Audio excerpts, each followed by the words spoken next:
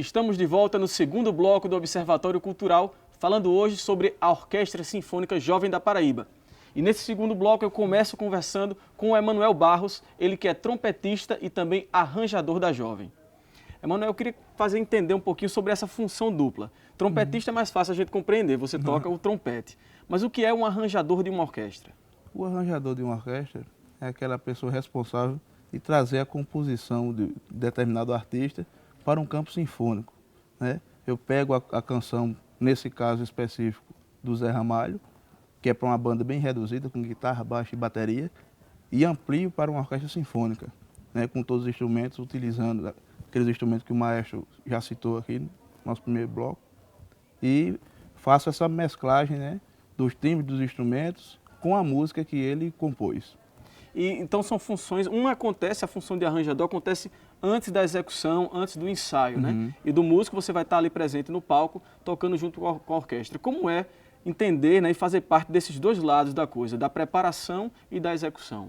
Fazer parte da preparação é uma coisa legal porque você está ali, vai imaginar aquilo que vai ser feito no concerto. Só que quando chega na hora do ensaio, né, é também bom que o arranjador esteja presente, que o maestro é o grande responsável pela interpretação daquele arranjo, mas o arranjador está ali também para dar alguma dica, falar alguma coisa de tempo, esse tipo de coisa. E você é natural de Condado, Pernambuco, né? Isso. E como foi a tua história? Como é que você chegou a integrar a Orquestra Sinfônica Jovem da Paraíba? Como se deu o teu interesse na música? Fala um pouco da tua história. Certo, eu sou filho de músico, meu pai é Fernando Lima, ele é músico lá em Condado, ensinou muita gente, e lá nessa cidade tem uma banda de música chamada Filarmônica 28 de Junho, que esse ano completou 111 anos. Então é lá a principal escola dos músicos que sai de lá dessa cidade. Então meu irmão, que também é músico, hoje é professor do IFPB, ele veio estudar aqui com o saudoso professor Radegundes Feitosa, e quando ele chegou aqui, tomou conhecimento da Orquestra Jovem, da questão da prova que se faz todo ano para entregar, e ele participou da Orquestra Jovem. Então quando eu vim depois, ele já fazia parte da Jovem, também fiz concurso, né, para a Jovem, deu certo, e já fazem 2 anos que eu estou participando. E você começou como músico e depois foi que chegou nessa função de arranjador. Essa questão de arranjador foi o seguinte: o maestro Luiz Carlos Doria ia fazer um concerto em homenagem a Luiz Gonzaga, um concerto no meio do ano, e eu tinha escrito uma fantasia chamada Fantasia Gonzaguística. Eu tinha feito para a orquestra da universidade. Aí eu disse aí, maestro, eu tenho esse arranjo aqui, se o senhor quiser testar aí na orquestra, vamos testar. Ele passou, gostou muito do arranjo e disse, vamos tocar. Aí nisso surgiu o convite para fazer 2 arranjos o ano passado para aquele concerto de inauguração aqui do Teatro A Pedra do Reino. E esse ano ele me convidou para fazer os arranjos de Zé Ramalho. Pronto, vamos falar sobre esse concerto agora. A gente está aqui no Teatro A Pedra do Reino. Quem está vendo em casa está percebendo que existe uma preparação ali, está acontecendo uma montagem no palco do Teatro A Pedra do Reino, onde vai acontecer esse concerto em que obras de Zé Ramalho foram rearranjadas por você para esse concerto que vai acontecer com as 2 orquestras, Isso. a Orquestra Sinfônica e a Orquestra Sinfônica Jovem, com a participação do próprio Zé Ramalho. Então, como é que foi rearranjar, né, fazer novos arranjos para obras tão conhecidas desse músico que é um ícone da música paraibana, que é o Zé Ramalho? Como você bem falou, né, foi uma missão um pouco difícil, porque as músicas dele são muito conhecidas, né, e as músicas que a gente conhece são os grandes sucessos dele, no Brasil todo, e eu sou um fã dele. Então, quando eu tomei conhecimento disso aí para fazer esses arranjos, fiquei impressionado e gostei muito. E outra coisa, os arranjos de Zé Ramalho, das gravações dele, já tinham uma pequena orquestra de cordas. Então aqui dali já me serviu para dar uma ideia do que ia soar para a grande orquestra, que vai ser aqui com 138 músicos. Que canções a gente vai ver rearranjadas por você nesse palco maravilhoso? Vou dizer um grande sucesso, né, que é inclusive a abertura do show, já foi divulgado na imprensa, que é Alvorrai, Admirável Gado Novo, Eternas Ondas e outros grandes sucessos. E como é que é você ter esse papel de arranjador e estar com teus colegas ali executando essas obras que você arranjou? É diferente de você executar obras que não foram arranjadas por você? Que diferença tem esses 2 momentos? A diferença básica é o seguinte, que os músicos, quando sabem que o arranjador está ali ao lado, começam a perguntar coisas. Isso aqui está bacana, eu digo, fique tranquilo, que o intérprete é você. Mas eles sempre ficam consultando, perguntando alguma coisa, né? Como eu sou músico de banda de música, confesso que tenho uma certa dificuldade para escrever para cordas. Então eu sempre fico perguntando ao maestro, que é músico de cordas, ao espala da orquestra, e aos outros músicos, vai estar bacana aí, tá dando certo para o teu instrumento, porque o que eu conheço é o instrumento de banda de música, né? Então fui aprendendo para que desse certo esses arranjos. E até agora, graças a Deus, eles estão dizendo que está tudo certo. Eu me despeço agora aqui do Emanuel para a gente continuar o papo com outro músico, ele que fez parte da Orquestra Sinfônica Jovem da Paraíba e hoje integra a Orquestra Sinfônica da Paraíba. Fique agora com imagens de concertos da Orquestra Sinfônica Jovem, enquanto a gente convida o Tiago Formiga para conversar com a gente.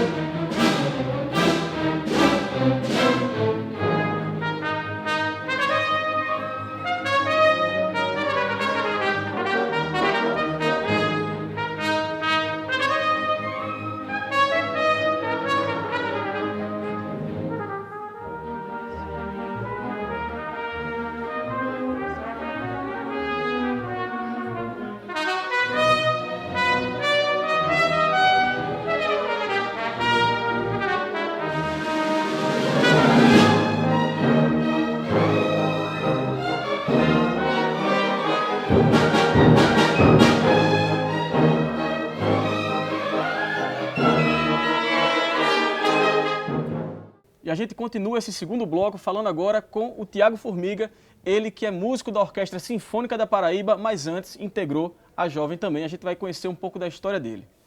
Tiago, me fala um pouco sobre essa transição. Você fez parte da Orquestra Sinfônica Jovem e depois agora compõe a Orquestra Sinfônica da Paraíba. Como foi esse teu histórico, essa transição da Orquestra Jovem para a Orquestra Sinfônica? Então, eu entrei na Orquestra Sinfônica Jovem quando eu tinha 15 anos, isso em 2006. E aí, na época, eu não estava envolvido com a universidade ainda, estudava com o meu professor, que futuramente viria a ser meu professor na universidade, mas não estava ligado à instituição. E aí fui evoluindo, né? Comecei na última estante dos segundos violinos, eu lembro como se fosse hoje, e à medida que os anos foram passando, eu fui pulando de estante, fui indo mais para frente, sabe? Sempre estudando, sempre com seriedade. E aí, mais na frente, entrei na universidade e concluí meu curso de bacharelado, continuei na Orquestra Sinfônica Jovem e aí, alguns anos depois, juntamente à Orquestra Sinfônica Jovem e como estagiário da Orquestra Sinfônica Profissional, até 2012, quando eu resolvi fazer meu mestrado nos Estados Unidos. Aí eu passei essa temporada de 2 anos estudando fora. Quando eu acabei meu mestrado lá, foi quando a orquestra estava sendo reorganizada, porque teve um espaço aí de 1 ano e pouco, onde o espaço cultural estava em reforma e a Orquestra Sinfônica ficou meio parada por não ter onde ensaiar, por não ter onde tocar. E aí, nessa nova reestruturação, o maestro Luiz Carlos Urié me convidou para voltar e ser espala da Orquestra Sinfônica. Então vamos falar o que é ser o espala, né? O seu instrumento é o violino, mas essa função específica de ser espala, o que é que significa isso? Espala, o nome em si vem do italiano, que significa ombro, né? Na realidade, ele nada mais é que o ombro direito do maestro. Ou seja, tudo que o maestro, não é que ele não conseguir, mas no que ele precisar, o espala vai ser a primeira pessoa a ajudar. E aí, quais são as minhas funções? Dentre elas coordenar, de um modo geral, o naipe das cordas e, quando preciso, a orquestra inteira, se preciso. E aí, dar indicações, marcar arcos e criar uma unidade sonora, não só dos naipes do violino, mas do naipe das cordas como um todo também. Enfim, e aí está sempre bem preparado para poder auxiliar o maestro no que ele precisar. E você que tem todo esse histórico de ter participado da orquestra jovem, hoje participar da orquestra profissional, que importância tem para a formação de um músico clássico, ter participado de uma orquestra jovem? que importância teve na tua formação esse momento da tua carreira? Olha, essa orquestra em específico é uma orquestra de grande formação musical. Eu sei isso porque eu tenho grandes amigos, como o mestre falou anteriormente, que estão não só nas grandes orquestras do Brasil, mas dando aula e tocando em grandes orquestras do mundo. E assim, é importantíssimo você sair e você ver que o que você aprendeu aqui, que o que você fez, não é só alguma coisa, mas é alguma coisa muito substancial. É muito importante e o trabalho é muito bem feito, que você, quando você vê outras grandes instituições funcionando, não fica nada a mercê, sabe?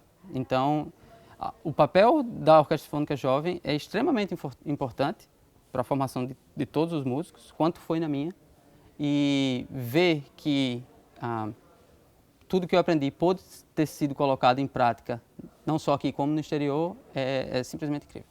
E você que teve essa oportunidade de ir para outro país e ter noção desse mercado musical também de fora, imagino que isso te ajudou a perceber melhor o teu mercado aqui na Paraíba.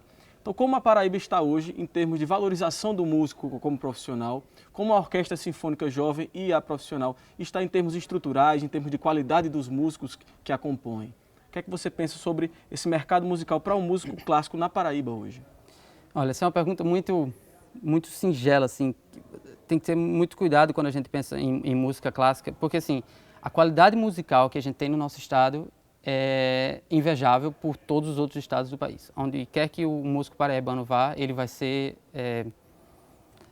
tido como uma referência, vai ser, sabe, respeitado. Só que quando a gente volta para o nosso estado, não é muito bem isso que acontece. Assim, ainda falta um pouco da sensibilidade de quem está presente, de quem está à frente, para poder dar a essas duas instituições, não só essas duas, quanto todas as outras que acontecem. E eu não falo só da música, mas eu falo das artes em gerais, para dar o respeito de que ela merece, sabe?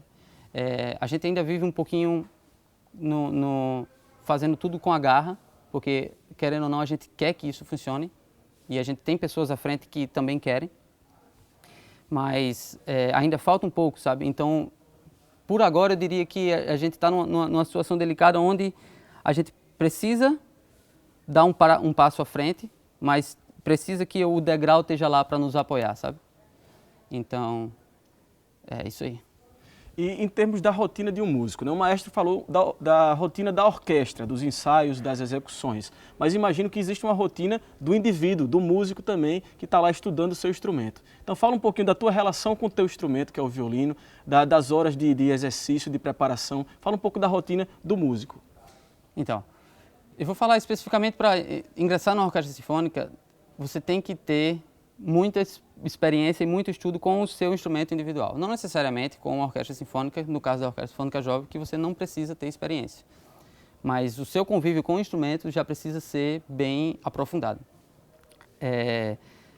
Porque como é que funciona numa orquestra sinfônica? Você chega, o repertório já está lá colocado na sua frente, então você tem que, no primeiro ensaio, já estar preparado para tocar tudo que está escrito lá, e que o maestro só trabalhe questões musicais, que nota, afinação e ritmo, essas três principais coisas, não sejam os fatores mais importantes do ensaio, entendeu? Então, a preparação individual que acontece antes do primeiro ensaio é a parte mais importante do músico. E isso requer horas e horas de estudos em casa. Não só das partes que você vai tocar na orquestra, mas da técnica como um todo, de você estudar o que você poderia fazer em qualquer circunstância, para que quando chegar na hora que você precise realizar os movimentos, eles sejam precisos e bem no lugar. No Observatório Cultural de hoje, a gente conversou sobre a grande música na Paraíba, mais especificamente sobre a Orquestra Sinfônica Jovem. E você fica com mais imagens de concerto da Orquestra Sinfônica Jovem para a gente terminar com chave de ouro esse Observatório Cultural. A gente se encontra no próximo. Tchau, tchau.